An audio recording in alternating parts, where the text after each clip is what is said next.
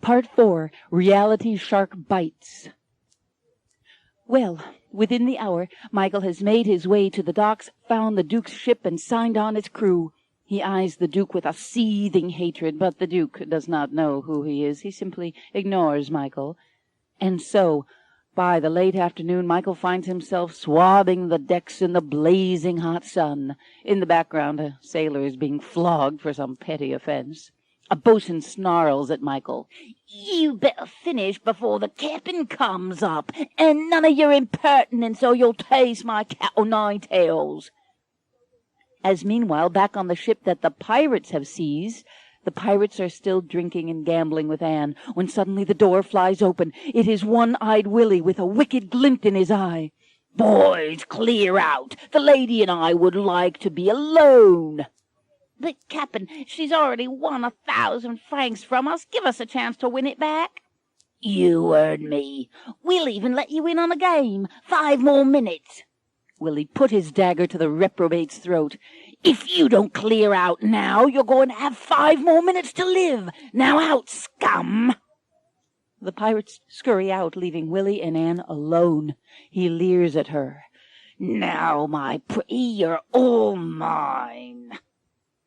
And just as Anne is facing her darkest moment across the waves, a couple of furlongs, the Duke's rescue ship is closing in fast. The watchman in the crow's nest spies the pirate ship and yells down below, "Capitan, it is him. It is the One-Eyed Willie." But will the rescue come soon enough? Down in the hold, One-Eyed Willie is coming towards Anne, a lecherous look in his eyes, leering to display his few remaining yellow teeth. "I'm glad you get along so well with my boys, because I intend to keep you around for a long time." He reaches out and takes her chin in his hands. Anne is trembling. "Please, sir." "Oh, you don't have to ask polite-like. I was going to put the boots to you whether you was nice to me or not." He kisses her hard. She bites his tongue. "Get away from me, you pig!" "What? Calling me a pig? Now, is that a ladylike thing to call a gentleman? We'll just see who makes you squeal, little lady." He pushes her onto the cot, rips her clothes. He climbs on top of her. Anne cries out, terrified, "Good sir, if you have any mercy, please do not do this." The door opens, but it was the door to the newsroom. What? The newsroom. Mike jumped and screamed, startled to have his concentration broken at so critical a moment. He spun around in his chair and saw the security guard, Hank. "Hank, oh my God, you scared me to death." "Should have figured. Always last to show in the a.m., last to leave at night. Going to the party?" Mike pounded the side of his head. "The party. Oh, things have been so crazy, I completely forgot." And then Michael completely remembered. "Wait, Max and Anne. Hank, is Bouchard here yet?" "No, you know him. He likes big entrances. He'll wait till the place is packed, then show up in a mile-long limo." "Hank, do me a favor. This is desperately important. The minute Bouchard gets here, let me know, please." "Okay, but you work too hard. I still think you should go." "Oh, yeah? As what? I don't even have a costume." "You could go as an obsessive-compulsive." Mike thought about this, then turned around to see what Hank meant by this, but Hank was gone. Mike shook his head and resumed his work, resumed focusing on Anne.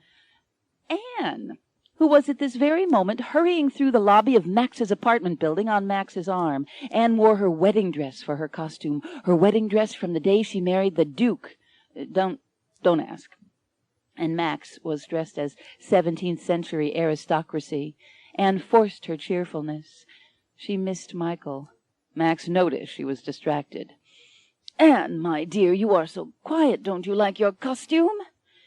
"Yes, of course, Max, but you didn't have to switch costumes to match mine. The other one was wonderful. Who would have thought of dressing as a giant bat?" "Well," said Max, opening the door for her, "when I saw how magnificent you looked, my dear, well, I wanted us to look like the perfect couple." They stepped from the lobby into the street to where a taxi was waiting. Anne, who, in spite of everything, was getting kind of used to being spoiled, pouted. "Max, why can't we go in the limo? I like the limo." Because, Princess, that's what everyone will expect. I intend to slip in unnoticed. That way the king can move among the commoners. You see, that's why we have these." Max produced 2 elaborate face masks, and they each put them on. Anne was starting to have fun, sort of. And a few cars behind them, the band of swarthy men were following the cab. The lead man kept his eyes on Max's taxi. "It must be tonight, or we incur the wrath of Khalil. Tonight! Is that clear, men?" A few minutes later, the taxi pulled up in front of the Bouchard building. Max helped Anne out and showed their invitation to a bouncer dressed as a 6'10" Frankenstein, with a green face, neck screws appropriately costumed. Frankenstein waved Max and Anne in, not even recognizing Maximilian Bouchard. And then the swarthy men jumped out of their car, but Bouncer Frankenstein stopped them in their tracks. "Ho, ho, ho! Invite, please." The swarthy men cursed to each other, then hurried back outside, down the street, and around the corner. They saw a couple of men and a woman approaching, dressed as the Pope, a priest, and a nun. They mugged them for their invitations, then ran back and showed their invitations to Frankenstein. But, once again, Frankenstein, who was very huge and buff, stopped them in their tracks. "Ho, ho, ho! Oh, costumes! This is a masquerade ball! Those tablecloths on your heads don't qualify. I mean, let's see a little creative effort put forth, huh?" The swarthy men cursed again, ran to their car, opened the trunk, got their suitcases. They returned in the most elaborate version of their native garb, with gold edging and braid and tassels and so forth. Frankenstein smiled and waved them in. "Well, it ain't the Madame Tussaud, but it'll do." And with that the swarthy men disappeared into the party crowd, searching for their prize, the fair Anne, who was way across on the other side of the room, at this moment imagining Michael. Maximilian tried to maintain control, jealous. "Anne, you're not here. You're a million miles away. You are thinking of him, aren't you?" And indeed she was, just as Mike was thinking of her. His brain was chewing on it, how to rescue her.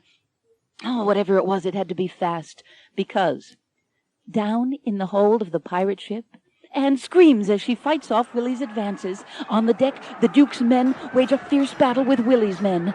Michael tries to get to the ship's hold to Anne, but he is forced to fight a dozen pirates blocking his way. And just as Anne's virtue is about to be lost, the door to Willie's cabin flies open, and Michael stands in the doorway. Willie looks up. "Oh, bloody hell!"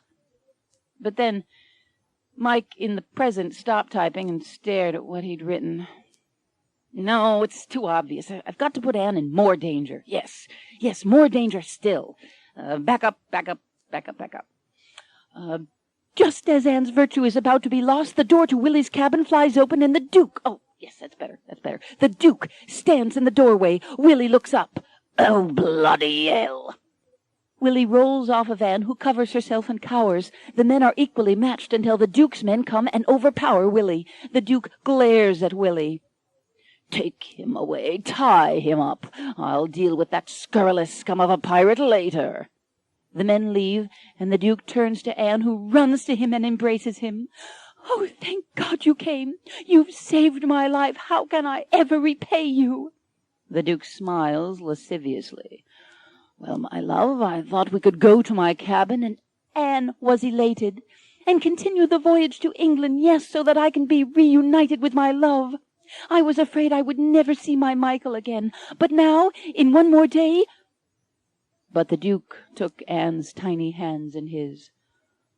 "My dear, sweet little Anne, I have some bad news. Your stable boy has been arrested and sentenced to death. In fact—" "No! It cannot be. You are mistaken. Arrested for what?" The Duke nodded grimly. "He murdered your father." "My father is dead?" "Yes, foully murdered by his own trusted servant." "I won't believe it. He wouldn't. Michael loves me. He would never—" "Anne, it is I who loves you, and I would rather be murdered myself than tell you news which would cause you such grief. But, my dear, you must believe me." Anne sat down slowly, trembling. "Tell me everything. From the beginning. How did it happen?" "Well, Anne, it seems that I don't know. I can't concentrate. What? The newsroom. Mike leaned back in his chair, staring at the computer screen. Damn, that woman is making me crazy. I can't concentrate. Mike pounded his desk, then got up and went to the windows in the newsroom that looked down on the massive foyer where partiers in elaborate costumes were dancing, drinking, playing. Mike stormed down the hall to the security office where Hank was sitting with his feet up reading his magazine. Hank, is he here yet? Bouchard, I mean. Hank looked up, smirking. I get the feeling it's not Max you're concerned about. Yeah, well, it's a long, strange, sad story, Hank.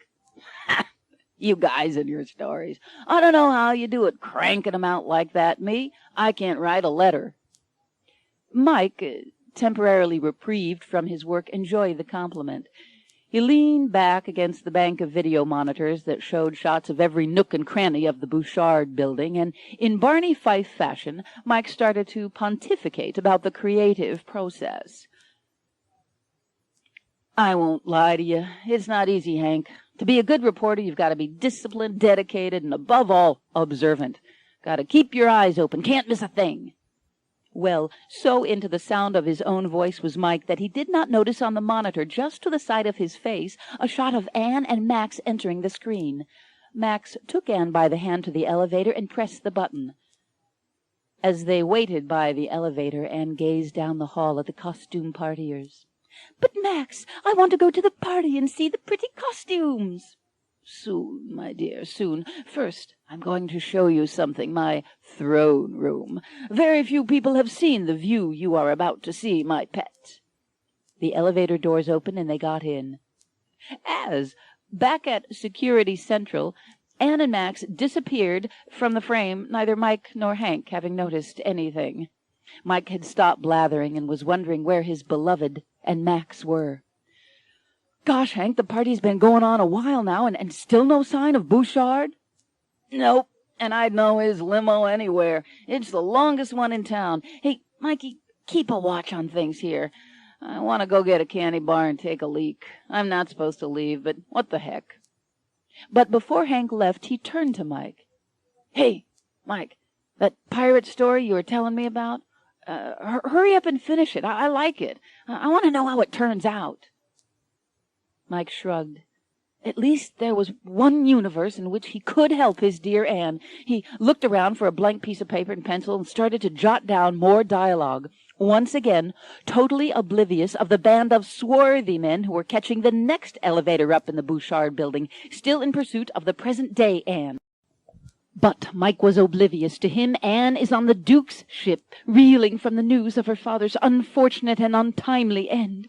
Michael killed my father? The Duke nods grimly. He was still holding the bloody dagger when they found him. I won't believe it. No, Michael is the kindest, gentlest man. The Duke tries to be patient and takes her little hands in his.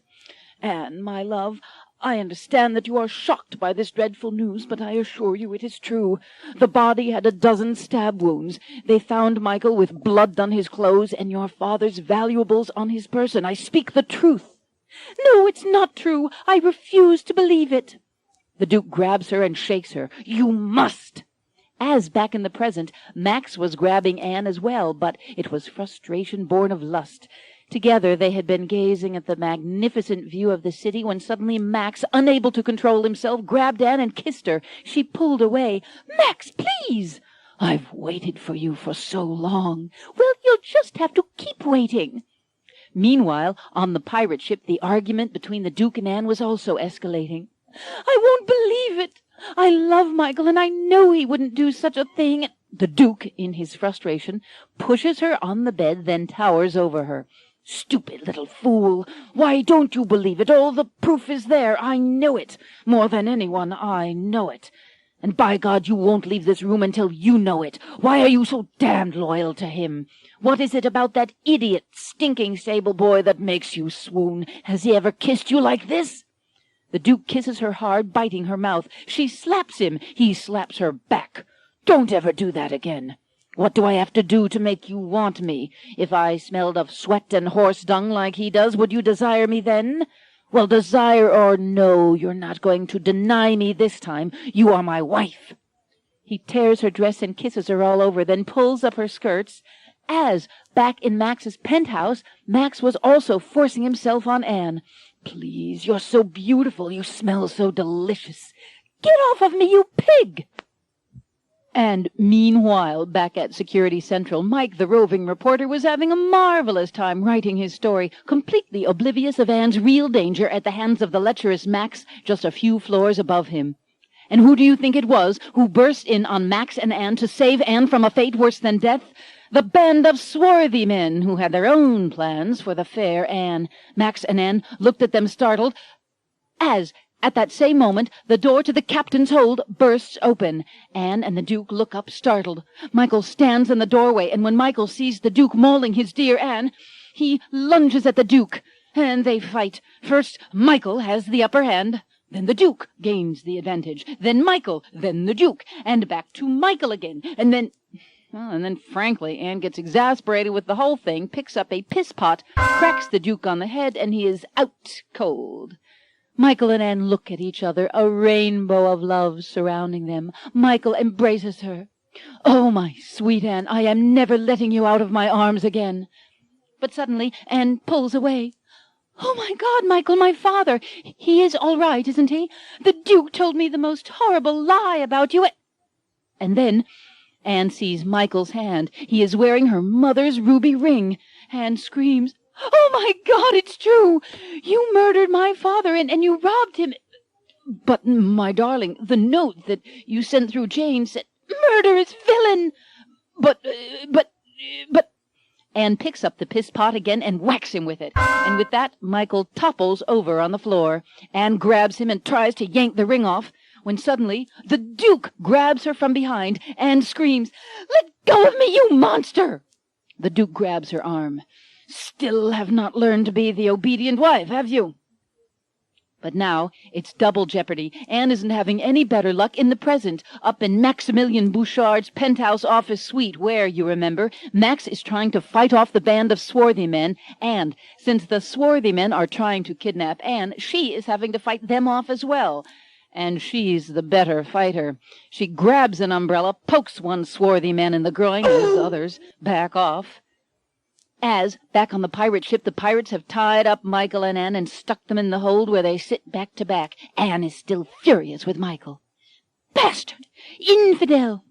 Anne, you are so headstrong. If you'd shush a moment, I think I'd figured it out. When I free myself of these ropes, I am going to run a dagger through your heart for murdering my father. But how can I, when you have no heart? Anne, why would I murder your father? He is the only man who has ever shown me any kindness. Because you knew that once father was dead, the Duke would have no hold on me. You thought if you could cast the blame on thieves or highwaymen, then I would come running back to you. Oh, you are as despicable as the Duke. You will do anything to get a woman in bed, even murder. Anne, shut up and listen. I have a note in my boot. It is the last letter your father wrote to you. Anne eyes him suspiciously. Is that true? How can I get to it? My hands are tied. Can you reach it with your foot? In a comical effort, she pushes his boot down with her bare foot and grasps the note with her toes. She opens it with her feet and squints to read it. Wait, this note is not from my father. It is from me, telling you to take my mother's ring as a reminder of my love. It's a forgery, Anne, penned by your dear husband, the Duke. I knew you wouldn't read it if I said it proved my innocence. Oh, my heavens, you mean... The Duke arranged for my father's murder? Oh, Michael, then you are innocent. Can you ever forgive me? Kiss me. She strains at her ropes, and their lips come within a hair's breadth of each other, when suddenly she begins sobbing. Oh, it's true, then. My father is dead. Oh, sweet Jesus. Anne, shh, listen. There is a hole in the wall, and they can peer into One-Eyed Willie's cabin. The Duke comes in, unties Willie, and pours ale for both of them. Then he produces a velvet bag filled with gold pieces and dumps them in front of Willie. Willie frowns. Hey, Dookie, you'll be paying extra for the murder of so many of my men. You said that wouldn't be necessary, matey. And you said they were cowards who knew they'd fight. Ah, they're a scurvy bunch. Who cares? Give me my gold. I don't know why I'm giving this to you, One-Eyed Willie. The plan has backfired. Anne was supposed to throw herself in my bed when I rescued her from you, the dreaded One-Eyed Willie. Anne gasps in fury. Michael shushes her, and they listen as the Duke prattles on. But my darling daft Anne remains devoted to that manure shoveler. But when he was framed for the murder of her father, didn't she? My men bungled that too. It's so hard to get good help these days. You see, my henchmen were supposed to murder Anne's father. Instead, they stabbed to death some fat merchant from Verona who was staying at the cottage that night, sleeping in the tailor's bed. On the other side of the wall, Anne squeals with joy. Michael, did you hear that? Father is alive. Michael nods, but shushes her again. Willie leans over to the Duke. I'll make a deal with you, Duke. You can keep all the gold you owe me if you let me keep the wench. Anne squeals in disgust, but the Duke stands firm. Absolutely not, One-Eyed Willie. The girl's mine, completely. Anne squeals in fear. Michael nudges her. My dearest, I love you, but if you do not shut up and stop squealing, we will spend our last moments together walking the plank. Michael's voice drifts to the next room. The Duke and Willie look over, peer at the chink. Anne and Michael know they have been caught. They freeze. And at that moment, Michael stops writing. Mike, the writer, that is, who is sitting safely in the 20th century in Security Central waiting for Hank to get back. Mike picked up a bag of cheese crunchies and munched a handful, reviewing his prose proudly, trying the dialogue out half under his breath, not noticing on the TV monitor right next to his head that Anne was running out of the elevator, flustered from her run-in with Max and the swarthy men, looking over her shoulder in fear. Meanwhile, Mike was oblivious, pacing, stewing about those pesky pirates. Oh, Anne, how do you get yourself into these messes? When finally, Mike's eyes fell on the TV monitor. He saw his beloved Anne, and not in the 17th century this time, but right here in the Bouchard building. Anne, he yelped. He watched Anne hurry into the party to lose herself in the crowd. Mike ran out of the security office and dashed in the elevator. Meanwhile, back up in the penthouse, the swarthy men had left to look for Anne. Max got up groggy and bleeding. He stumbled to the window, looked down, and saw Khalil's huge limo. As, several floors below him, Hank came back with his bag of sugar babies, and he found the security room empty. No Mikey. Criminy. He leaves the room empty and the door wide open. Flake. And meanwhile, on the monitor, unnoticed by Hank, the band of swarthy men followed Anne into the party. And just down the hall from the vast foyer of partiers, Mike ran out of the elevator, but Frankenstein, the bouncer, stopped him. Sorry, buddy, nobody allowed in without a costume. Look, buddy, this is an emergency. Frankenstein poked Mike in the chest. Hey, squirt, I got orders from Mr. Bouchard himself. Mike slapped at Frankenstein's hand. Don't you get it, screwhead? A girl's in trouble. Frankenstein grabbed Mike and bodily threw him out of the building. He yelled at Mike as Mike was dusting himself off. And don't come back without a costume. Where's your frickin' sense of fun anyway? Yeah, nobody wants to dress up anymore. Meanwhile, the elevator opened and Max stumbled out, his suit ripped, his shirt blood-stained, his face cut, his lip bleeding. Frankenstein eyed him. Yo, Mr. Bouchard, you finally got here. A great costume. What are you supposed to be, like a guy who was in a fight? Max stumbled outside toward Khalil's limo. A few yards away, Mike looked around in a panic and saw a sign down the block that said Round Table Restaurant. Mike hurried across the street. Cars slammed on brakes, crunching metal and breaking glass. Drivers honked and swore. Meanwhile, back at the party, Anne staggered around trying to get her bearings. Her dress was askew, her hair a mess, her makeup smeared. Steve, Mike's best buddy, you remember, was dressed as Indiana Jones and was with his wife Beth, who was dressed as a belly dancer. Beth saw Anne, did not know who she was, of course, and went up to her. Hi, honey. Great dress, but you're a little disheveled, no offense. None taken, said Anne, still adjusting herself. It was a man, several, in fact. Oh, my God, said Beth, blanching. We should tell Max Bouchard. He's hosting the party. He owns the building. I'm sure that he would... He was one of the men, announced Anne. Beth was aghast.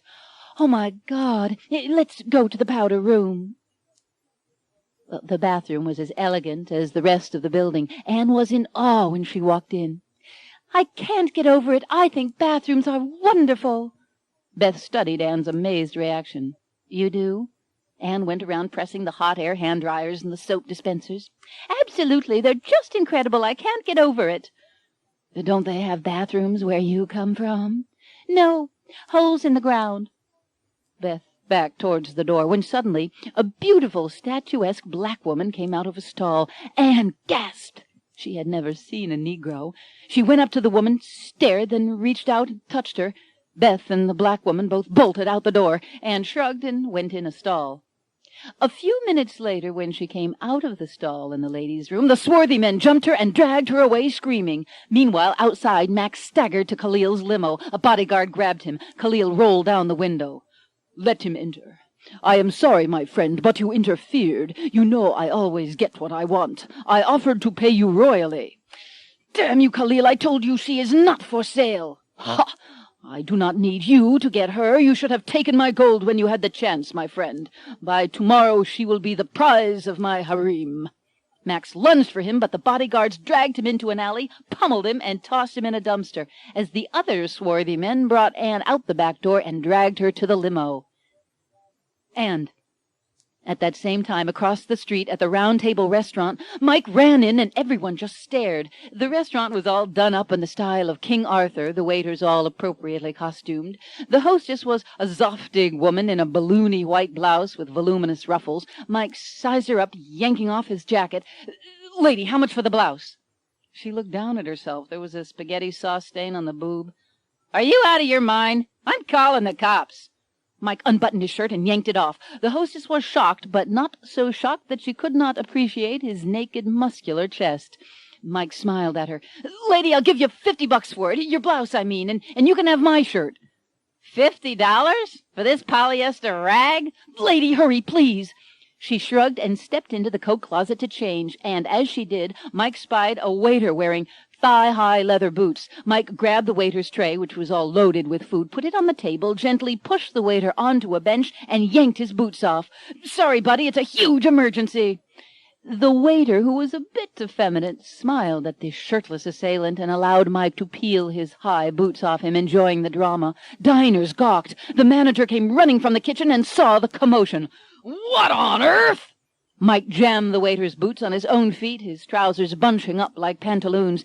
He put on the woman's ruffly shirt and looked around. The manager was aghast. "What the hell's going on? I'm calling the cops." The manager went around the front counter to get the phone and saw the squatting hostess putting on Mike's shirt. His eyeballs bulged. "Miss Gooder!"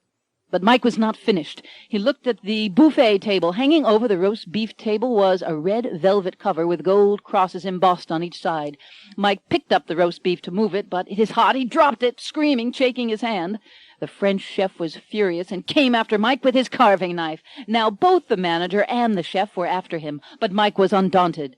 He threw the red velvet over his head and wore it like a musketeer's emblem, dodging the furious chef the entire time. He spied a woman with a floppy hat sporting a big feather. He grabbed it from her. She stared at him. "Well, I never!"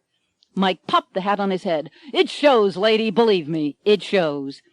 He looked on the wall and saw the finishing touch, a sword and shield. He jumped up on a table for two, grabbed the sword and shield, and then, still on the table and stepping into someone's entree, he stood triumphantly in full costume. "It is I, D'Artagnan." The diners stared. Mike saw a hanging plant a few feet away, and with a flourish he whacked off a flower. He caught it before it reached the ground, then jumped off the table and handed it to the woman whose hat he stole. "A peace offering. Now I'm off to rescue my lady love." The diners applauded wildly. Then Mike grabbed a bottle of Burgundy from a table, guzzled for courage, and hurried to the door. The diner whose Burgundy he'd pinched was leading the crowd in a standing ovation. Mike caught a quick look at himself in the mirror, then grabbed a pen from the desk and drew himself a mustache and goatee. Then he disappeared into the night. The manager stood in the middle of the maelstrom, amazed. "Mon Dieu!" The hostess stood with a huge smile on her face, Mike's shirt barely buttoning over her ample bosom. She watched Mike hurry away. "The things we do for love." Mike dashed across the street and into the Bouchard building out of breath. At first, Frankenstein did not recognize him. Then he realized who it was standing before him. Frankenstein smiled, genuinely impressed. "Hey, you did that in 10 minutes? I take my screws off to you, buddy. That's a great costume." He yelled after Mike, who was hurrying into the party. "Now you watch. You're going to have a lot better time getting into the spirit of it like that." Mike pushed through the crowd, bellowing for Anne and drawing attention to himself. Anne, where are you?" A strolling waiter offered champagne. Mike helped himself. What he did not know is that watching him from the other side of the room was Steve dressed as Indiana Jones and Beth dressed as a belly dancer. Beth pointed and gasped, "My Lord, Steve, isn't that Mike making such a fuss?" "Oh, no, it is. You're right. What's wrong with him now?" Mike jumped up on a buffet table in the middle of the room. "Anne, don't be afraid, my love. I'm here to save you." Beth gasped and grabbed her husband's arm. "Steve, stop him. He's embarrassing himself, as usual." Steve pushed through the crowd to the buffet table. "Mike, you idiot, come down from there. Max sees you, you're fired." But Mike kept screaming for Anne. Then Beth grabbed the tablecloth with both hands and yanked it hard. Mike fell on the table, his face landing in a huge bowl of crab dip. After a few bleary minutes, Mike came to. Beth was leaning over him, smiling sympathetically.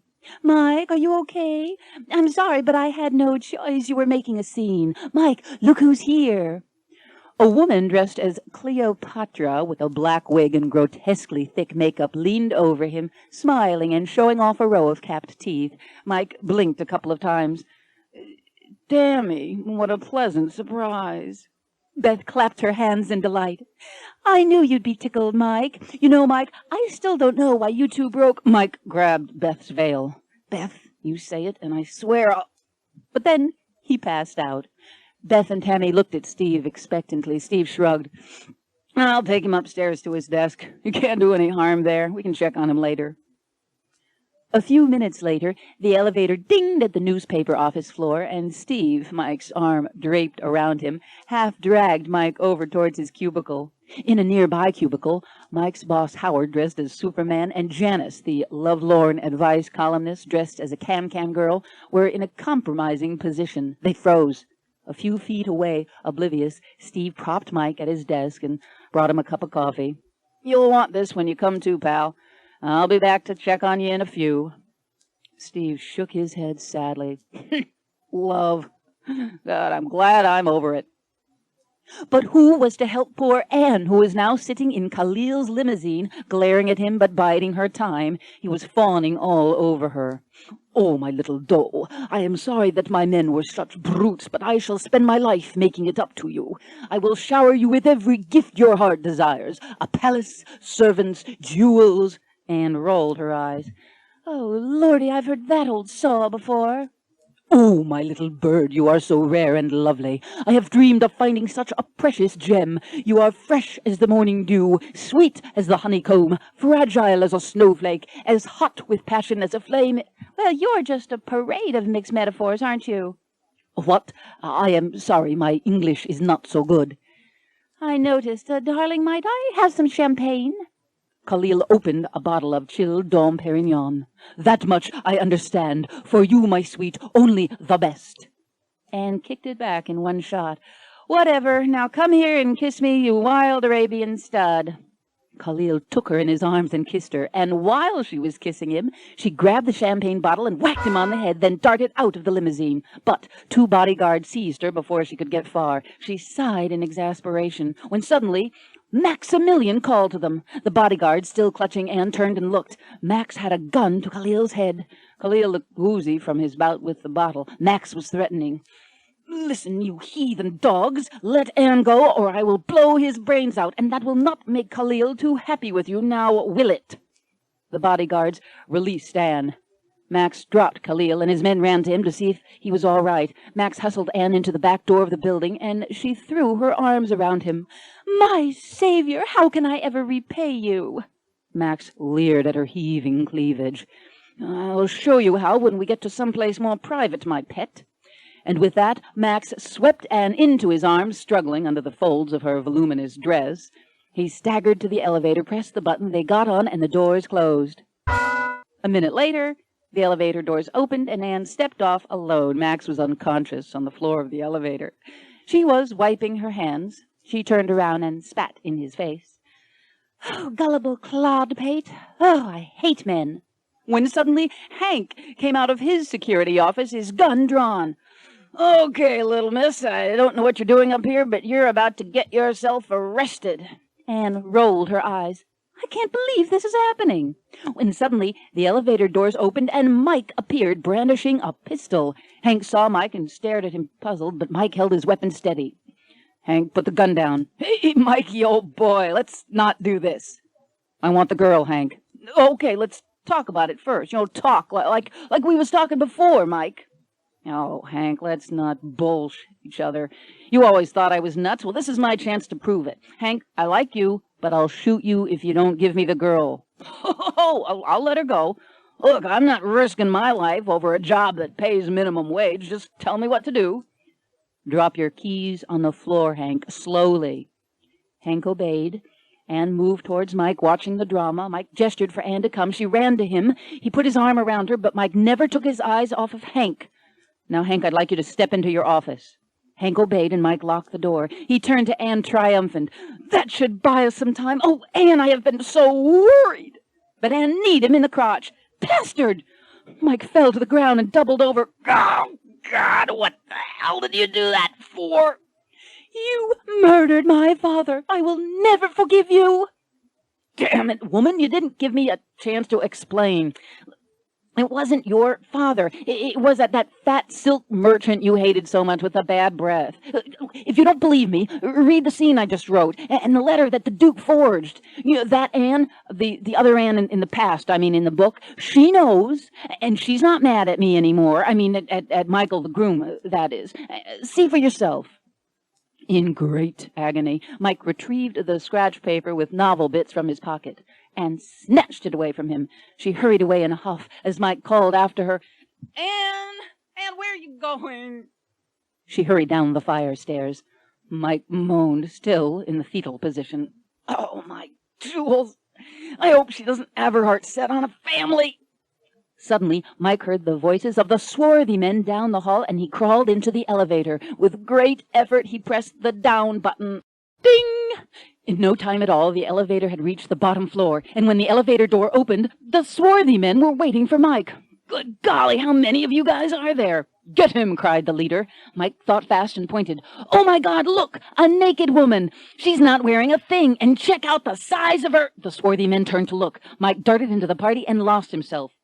As, several floors up, Hank, still locked in the closet where Mike had left him, fiddled with the lock trying to escape. Back at the party, Beth, Steve, and Tammy spotted Mike re-emerging into the throng of partiers bellowing for Anne, as behind them, a piano player in a tux, the spitting image of none other than Silas Crenshaw, tinkled some fabulous jazz. Partygoers were laughing, dancing, but Beth freaked when she saw Mike and his shenanigans.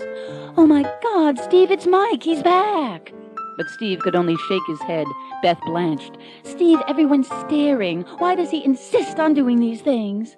Beth looked at Tammy and rolled her eyes. You know, Tammy, I can see why you two broke up. Mike ran through the crowd until he got to the indoor pool and had nowhere left to go. The band of swarthy men were surrounding Mike.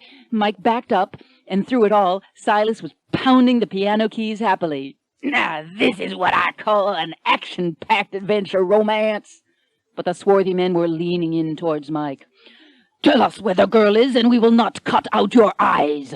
Mike merely shrugged. I don't know where she is. She's furious with me. Lying heap of camel droppings. Mike gave him a remonstrative look. I think calling names at this point is a little childish, don't you? The swarthy man pulled out a glistening saber. Mike swallowed hard. No, a sword, that's different.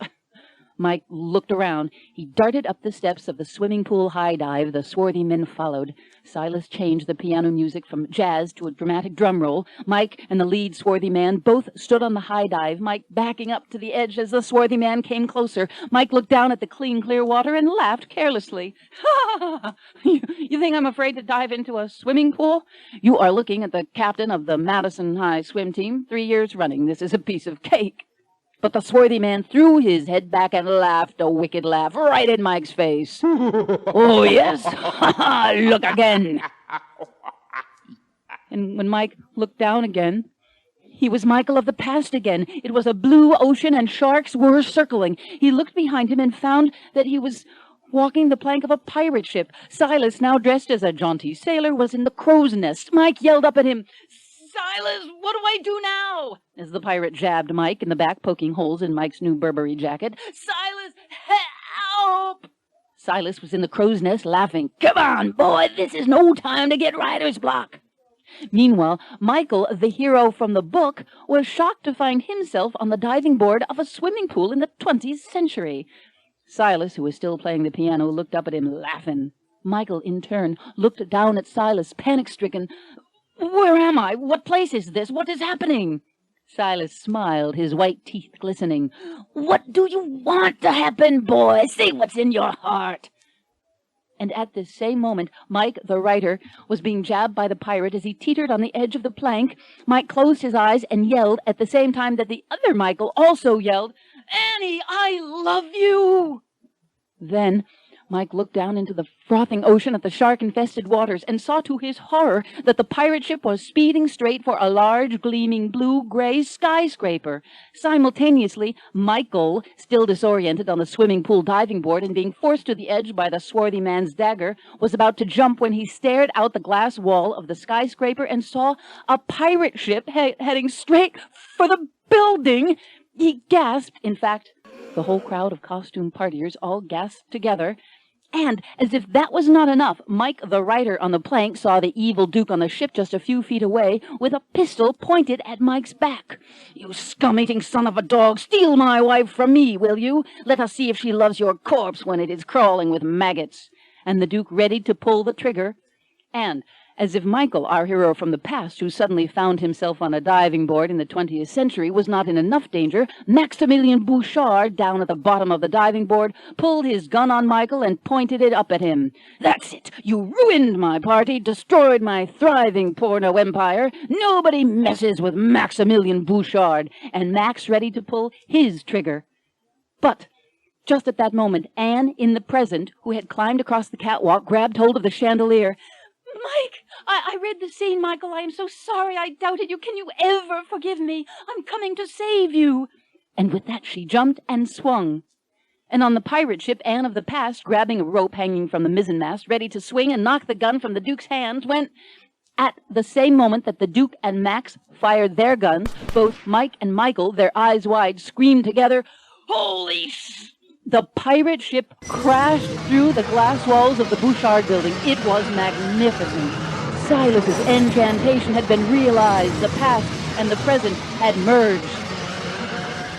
And as the ship crashed through, Michael, the hero on the pool diving board, ducked, and Anne, clinging to the chandelier, flew over his head, unable to grab him, and smashed into Mike, the writer's arms, in a shower of glass. The impact knocked them both down, causing them to just miss the Duke's bullet, which instead hit Michael, the hero, on the swimming pool diving board. Michael fell into the pool, dead, blood gushing out into the water. And at that same moment, Max's bullet hit Anne of the present, who was clinging to Mike, the writer, on the pirate ship's plank. Mike screamed as Anne fell into the water, dead, his rage giving him new strength.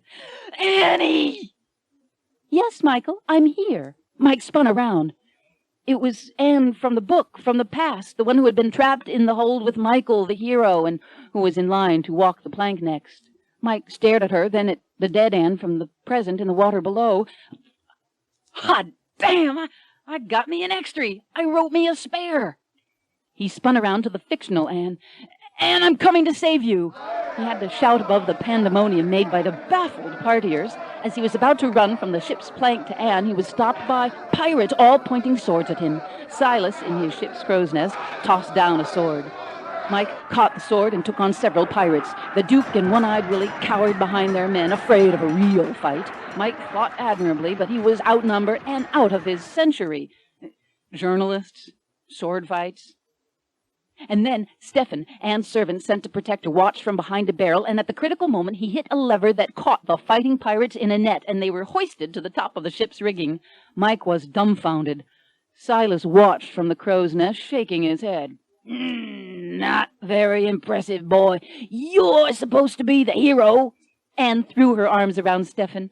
Oh, Stefan, how can I ever thank you? You have saved me. Mike turned to Anne, a wounded look on his face. Stefan? Who the hell is Stefan?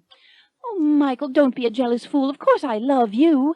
She ran up to Mike and kissed him. Looking over his shoulder, though, she saw one of Khalil's swarthy men from the present still after her coming up the plank.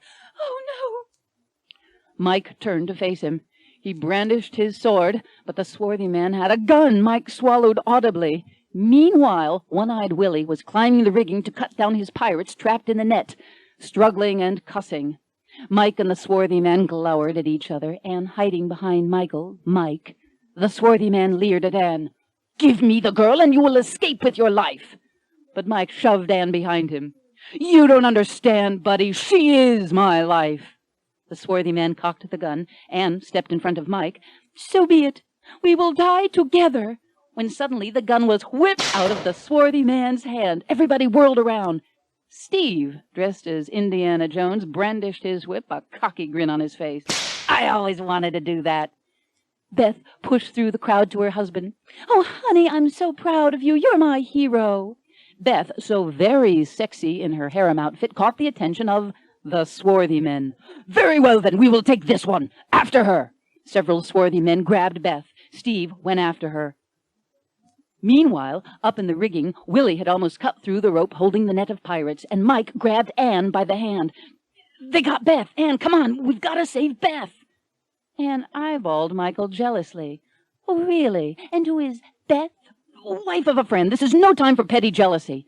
Suddenly, the net of pirates fell to the deck. They jumped up in front of Mike and Anne. In the rigging, One-Eyed Willie was climbing down when the bag of gold given him by the Duke fell into the shark-infested swimming pool. One-Eyed Willie cursed. Oh, bloody hell! Michael was looking around, trying to think of a plan. Anne clung to him. Meanwhile, upstairs, Hank, still locked in his office, charged for the door and rammed it with his shoulder. He yelled in pain when he hit, then doubled up in agony. Meanwhile, in the hallway, the swarthy men, one with Beth over his shoulder, all ran for the exit and Khalil's limo. Steve couldn't keep up when suddenly the nun, the priest, and the Pope, still pissed from being mugged by the swarthy men for their invitations, came around the corner. The Pope pointed at the swarthy men. There they are, the sons of bitches that stole our invites. But the swarthy men were unfazed. Out of our way, infidel. The Pope adopted a threatening stance. I know kung fu, you asshole. The Pope gave the swarthy men several quick kicks. The one holding Beth dropped her, and she hit the grass with a thud. Steve ran up to her, grabbed her, and they headed away from the fracas. Beth, honey, are you okay? Damn it, Steve, I told you I hate these company parties. You did not. You said you found them dull. You're telling me this is dull? Damn it, Steve, don't argue. Just get the car. Oh, heck, look. They ripped the beads off my bra, and this costume is rented. Behind them, several swarthy men lay unconscious, but one was on the Pope, choking him. I will kill you for this. But the nun was sneaking up behind him, clutching her rosary beads. Like hell you will. Get off of my husband. And she started choking him. Meanwhile, upstairs, Hank had managed to open his office window, tied a rope to his desk, and was edging down the side of the building. He got to the bottom floor, hung there, and stared in the glass windows. Feel like Batman. Meanwhile, back in the thick of things, the pirates were coming towards Mike and Anne, swords drawn. Mike grabbed a rope hanging down from the ship's rigging. He looked at Anne. Hang on, baby. He pushed off. They swung off the ship over the heads of the gasping crowd. But outside, Hank was still clinging to his rope. His eyes grew wide as Mike and Anne swung on their rope and barreled towards the glass window. It shattered as Mike, Anne, and Hank screamed and fell to the sidewalk. After a moment, all three cut, but otherwise okay, groaned and sat up groggily. Hank glared at them. Some bitch, I'm gonna kill you, Mike. But before he could, Mike and Anne jumped up and ran away. But not so far away, in the bowels of the building, the evil Duke was standing in the hallway with his crew and the pirates. Find her, guard the entrances, bring her to me. As back at the shark-infested swimming pool, One-Eyed Willie was trying to get his gold. He fished for it with the net as sharks circled. One of them bit the net in half. Willie gulped nervously. As, back outside, Anne and Mike turned the corner and ran smack into a bloodthirsty pack of furious employees from the Round Table restaurant. The manager, chef, effeminate waiter, buxom hostess, gawking diners, and police. The manager pointed at Mike. "There he is! Arrest him!" Mike rolled his eyes. "God, Anne, doesn't this ever end?" They hurried through a rear door of the building, only to confront more pirates. "All right, matey, the lady or your life." When suddenly the door to the men's john opened, and none other than Frankenstein, ominous with his green face and square head, came out zipping his fly. The pirates saw him, screamed, and ran away. Frankenstein watched them quizzically. "I'll just go see what's going on in that soiree." Meanwhile, back at the swimming pool, a big, nasty-looking shark had his jaws clamped on One-Eyed Willie's wooden leg. Willie cussed and struggled. The shark snapped a piece of the leg off and swam away. Meanwhile, speaking of blood, around the corner, Anne and Mike were catching their breath when Mike saw that Anne's hand was bloody from the window glass. "Oh, no, Annie, your hand is cut. Let's go wash it off." Mike hurried his dear Anne to the ladies' room, where Tammy, Mike's ex, a.k.a. Cleopatra, was combing her Dynel wig. She glared when she saw them. She approached Anne. "So, you're the bitch that's been wearing my lingerie." Anne's mouth dropped open. "What did you call me?" "You heard me. Keep your hands off my underwear and off my man. Mike, you can't be serious about this floozy with her corset and her fake accent." Anne scowled. "Take it back." Anne lunged at Tammy, and they tumbled to the floor. Tammy ripped Anne's costume. Anne yanked off Tammy's wig. Michael tried to pull them apart. "Geez, girls, this is hardly the time or place." "But, Michael, you heard what she called me. My honor is in jeopardy." "Forget that, babe. Your ass is in jeopardy." And all this time, One-Eyed Willie was still trying to get his gold. He had a new plan. With great effort, Spindly Willie pushed the buffet table to the poolside and tilted it. Tempting platters of roast beef, ham, turkey, and carpaccio all slid into the pool. And at the smell of fresh meat, the sharks came swimming eagerly. Willie smiled. "Here, little fishies, have your supper." Willie happily ran to the other side of the pool to fish for his gold, but just as he grabbed it, Frankenstein pushed through and grabbed Willie bodily. "That's it, buddy, you're out of here." Frankenstein hauled him to the door and tossed him on the street. "And don't play in your food." And with that, One-Eyed Willie slammed into the side of Khalil's limo. Khalil, still groggy from Anne braining him with the bottle, rolled the window down. Khalil and the pirate stared at each other in amazement. They looked exactly alike. And oh so close by, as Frankenstein was going back in, he turned to find the effeminate waiter from the Round Table restaurant standing there in the shadows, waiting shyly. They smiled and stared into each other's eyes. It was a magical night. Meanwhile, back in the ladies' powder room, Mike had finally managed to pull Anne off Tammy. "Listen, Anne, we're getting out of here. This is all crazy." Anne squirmed. "Michael, let go of me." But Mike grabbed her hands. "Anne, marry me tonight. Look, I don't know what the hell is going on. All I know is I love you and I can't lose you again. Marry me while we have a chance." Then Anne stopped her squirming and gazed into his eyes. "Yes, I will." Well, they kissed. It was great. Mike put his arm around Anne and led her out. But when he opened the bathroom door, Max and the Duke both stood there, mirror images of each other, pointing pistols at Mike and Anne.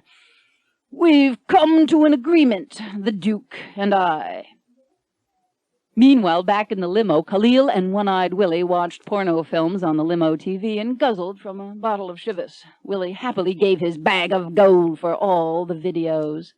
As nearby in the shadows, in the enchanting mist that had settled over and around the Bouchard building, the effeminate waiter leaned coyly against the brick wall as Frankenstein towered over him. The waiter toyed with Frankenstein's neck screws. "So, got any other little costumes at home?"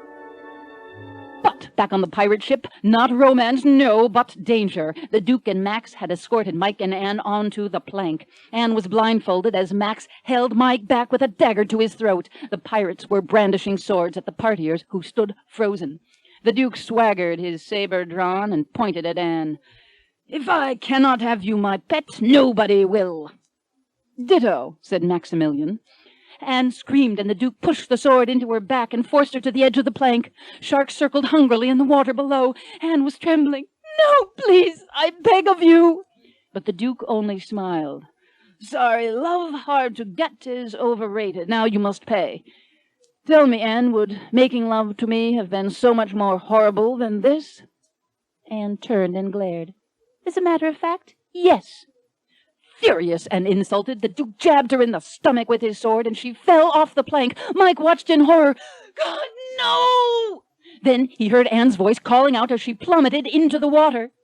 Michael, I love you! A splash. Suddenly, the wail of sirens as a 100-man SWAT team burst in everywhere.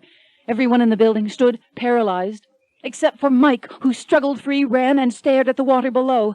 The sharks, their bellies full, swam off into the deep end of the pool, then into the blue, blue ocean. Anne's lovely pink lace shawl was floating on the water.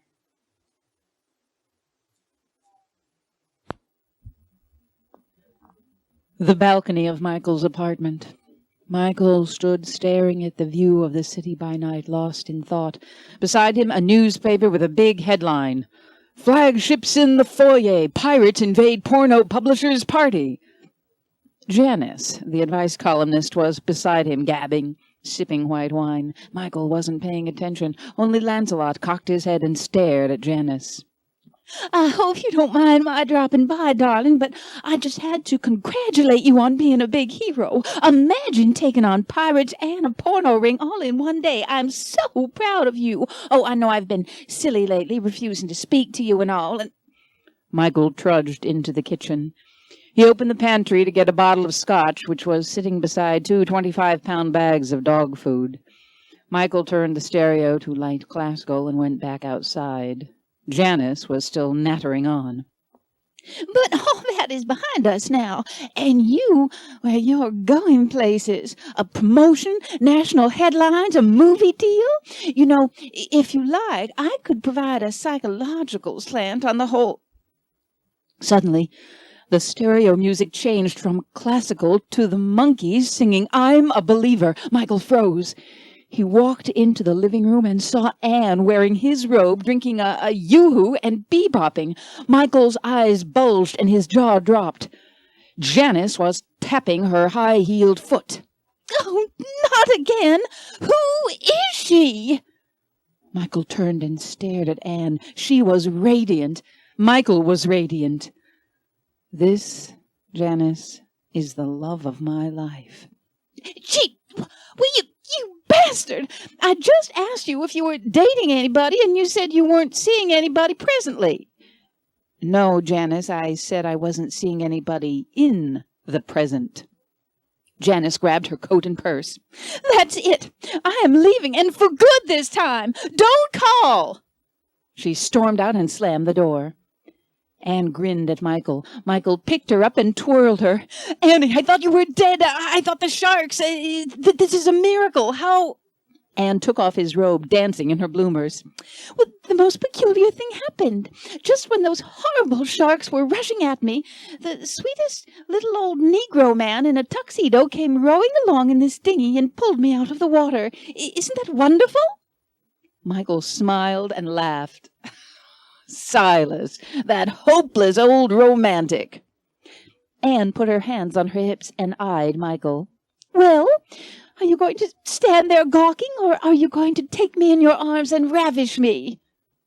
Ravish you? Isn't that a little forward for a gentlewoman? Anne put her arms around him and looked into his eyes. I quote, she was at once a lady and a wench, completely of the moment, yet somehow timeless. There was something eternal about her, that same essence that inspired poets and painters, minstrels, and madmen. They kissed, and the song ended. The DJ, with a gravelly voice that sounded hauntingly familiar, a spittin' image of Silas Crenshaw, came on the air. Hey, this is your AMDG Sci-Fi. Now, this next one is dedicated to all you young lovers out there who have pledged each other eternal love and who mean it. The radio crooned, when you wish upon a star." Michael whispered something to Anne, and she giggled. They continued to dance. Lancelot curled up on the sofa and watched, smiling a jowly, doggy smile.